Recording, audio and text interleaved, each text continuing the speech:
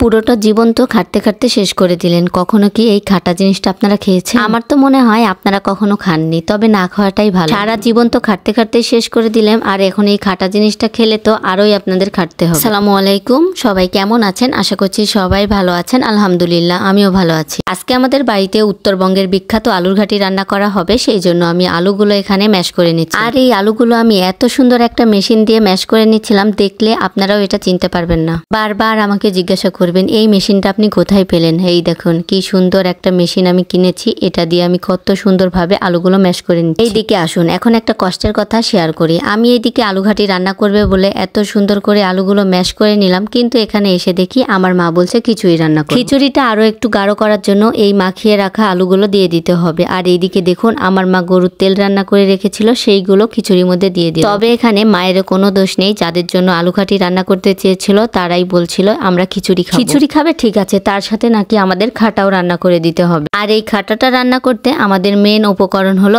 আম, সেই জন্য আমি এখানে কয়েকটা আম নামিয়ে নিয়ে আসলাম। এগুলো এখন কেটে নিব। খাটা নামটা শুনে কে কে অবাক হচ্ছেন বলেন তো? খাওয়ার কিছুই নেই, আমরা যেটা ভাতের সাথে বা খিচুড়ির সাথে খাওয়ার জন্য বানাই এটাকে আমরা খাটাই বলি, আর যেটা আমরা শুকাতে দিই সেটাকে আমরা আচার বলি। যাই হোক, আমের খাটা রান্না করা হবে, সেই জন্য আমি কয়েকটা আম এখানে সুন্দরভাবে কেটে নিচ্ছি। আমার তো এই খাটা খেতে ভীষণ ভালো লাগে, তবে এর সাথে থাকতে হবে মেন তরকারি ডাল। যারা যারা একবারও আমের খাটা দিয়ে ভাত খাননি তারা একবার ট্রাই করে দেখতে পারেন কতটা মজা লাগে। এইদিকে সবগুলো আম আমার ছিলানো শেষ, এখন আমি মাঝখান দিয়ে এগুলো কেটে নিব, কারণ এর মধ্যে আছে বিচি, আর এই বিচিটা যদি খাটার মধ্যে দেওয়া হয় অনেক বেশি তিতো লাগবে, সেই জন্য আমি এখানে কেটে নিচ্ছি। এতক্ষণ আম কাটলাম, কিছু হলো না, কিন্তু এর বিচি বের করতে গিয়ে আমার হাতটাই একদম কালো হয়ে গেছে। যারা যারা আমার মতো আমের খাটা পছন্দ করেন তারা এক্ষুনি আম নামিয়ে এনে খাটাটা তৈরি করুন, নয়তো আর কিছুদিন পরে এই বিচিগুলো বড় হয়ে যাবে, আপনারা কোনোভাবেই খাটা রান্না করে খেতে পারবেন না। আর এই খাটা রান্না করার জন্য মেইন একটা উপকরণ লাগবে, সেটা হলো খেজুরের গুড়। এই সুন্দরভাবে ফ্রিজ থেকে আমি খেজুরের গুড় বের করতে এসেছি, কিন্তু এখানে এসে একটা কাহিনী দেখুন। এই খেজুরের গুড়টা একদম দানা ধরে গেছে, আর এই দানা গুড় খেতে আমার ভীষণ ভালো লাগে। মাকে খেজুরের গুড়গুলো দেওয়ার আগে আমি এখানে একটু খেয়ে দেখছিলাম কতটা মজা হয়েছে খেতে।